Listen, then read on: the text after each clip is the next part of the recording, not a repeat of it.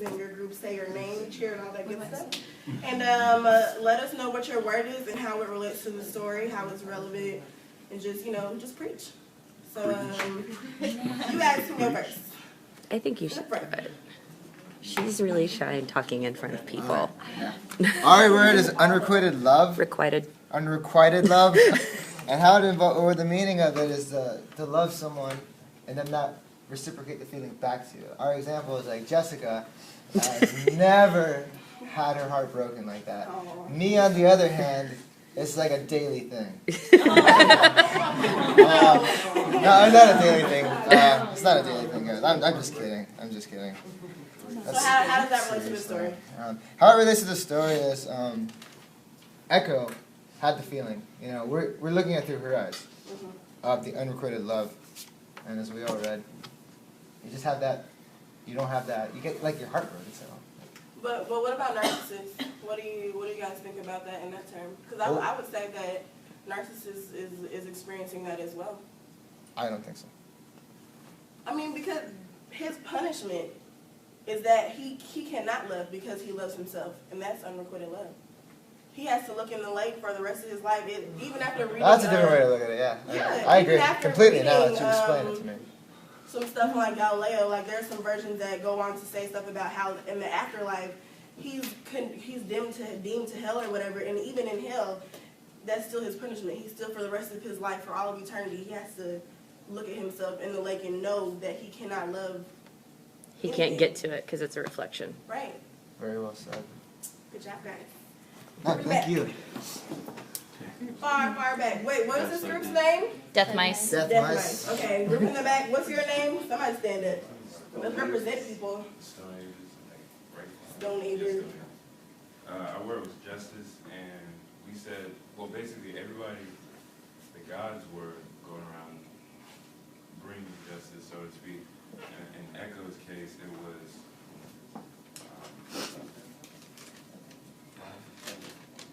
yes, we said it wasn't justified because she was just doing what she was told by Zeus, who was a higher power. And he told her, Zeus told Echo to distract her so he could go off with the nymphs. And she did what she was told by Zeus, and you're not going to disobey him. And Hera lashed out at her as opposed to her husband, who she was following for all that time. So we thought that was wrong.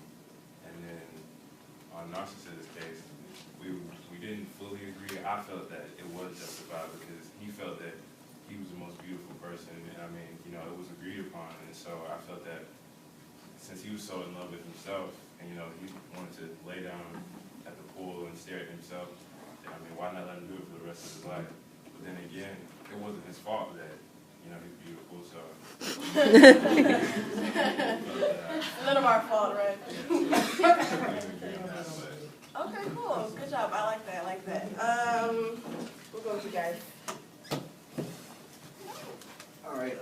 What's this group's name? The Cosmos. Cosmos. Represent. And our word is fate. And the way we connected to the story, since fate is something that's supposed to be destined to happen, right? But since Narcissus was so into himself, then it's like you can't break him from his habits. If he's so into himself, he's not, trying to find anybody else, really giving anybody the time of day. But it kind of seemed like Echo was kind of stalking him, trying to break him from his ways. And since it was fake for them not to be together, then, like I said, it seemed like she was just stalking him. It kind of seemed like she was trying to persuade him to be with her, but he was, since he looking at it late, he's like, nah, I'm good, because all I need is myself, so I don't need you. So fate basically kept them two apart, basically. Okay. And I they wrote that. Because there's a lot of people out there that's by themselves because they are so into themselves, and they don't see nothing else. And that's a really good point. I gave another group a word that has more to do with that. But I wrote that word down because when I was reading the story, it just made me wonder, like, what if Narcissus never went to the woods that day? Because he went to the woods, that was his first time ever going hunting with his dad, and his dad was like, you're on your own. And he just sent him out. So it just made me wonder, like, what if Narcissus genuinely did go hunting? Because you guys know he didn't go hunting. As far as the version I read, he let his friends go and he was just chilling. And then it just made me wonder, like, what if he never went hunting? What if he never went to the woods in the first place? Would that still have happened to him? And I kind of answered my own question because I went on to read about, I guess before he was born, this lady, I can't remember her name. I'm sorry guys, I can't remember her name. But this lady, I guess she's like a prophet or something, and she told his mother, as long as he never sees his own face, you know, then he'll prosper. And then his mother was so upset. He was like, what are you talking about? Why would you say that? And so I guess in answering my own question, it's like maybe it would have eventually happened because somebody already placed it on his life, you know? Group right here. What's your group name? We are the Spartans. The Spartans. Yes. We have love. And this, of course, obviously plays a very big part of the story because his self-love destroys others and eventually himself, which is, of course, why it would be unhealthy. You have the nymph Echo who stone over them, but was spurned because he loved only himself. His narcissism destroys her. He has a suitor, I believe, Eminus, who was his most loyal follower, he admired him most, and for his admiration he was sent the gift of a sword to prove his love, so killing himself, and as he died he cursed Narcissus, and Artemis, the goddess of hunt, heard his curse and fulfilled it by killing him, by making him love himself so much that he drowns. So explain to me how that word is relevant today. That's a really big part of the story. Well, yeah, narcissism is self-destructive. It's self-love that is harmful. So if you are subject to your own narcissism, you're going to miss out on opportunities because you're so involved with yourself that you can't possibly see others and how that might end up bettering you. Good job, good job. So, as far as the word,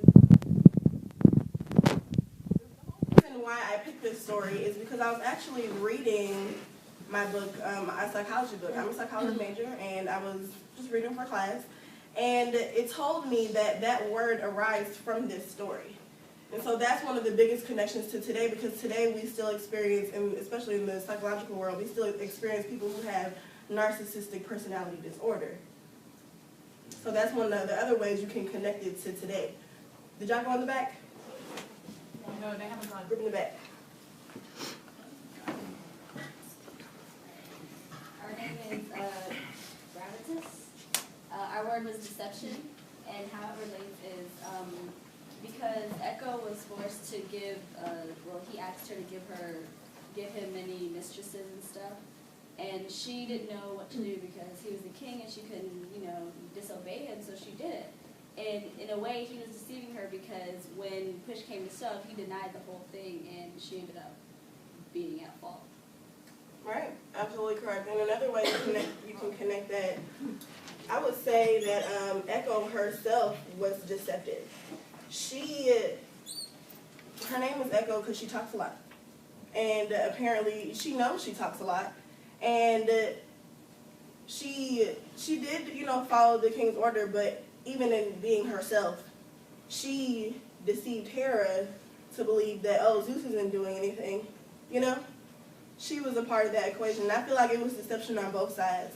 Because although the king is the king, he didn't have to back her up. But he did, I feel like he did deceive her. Anybody want to argue that? Oh, sounds pretty good. Group over here. We're group Ma'at. Our word was hubris, which means like pride or arrogance.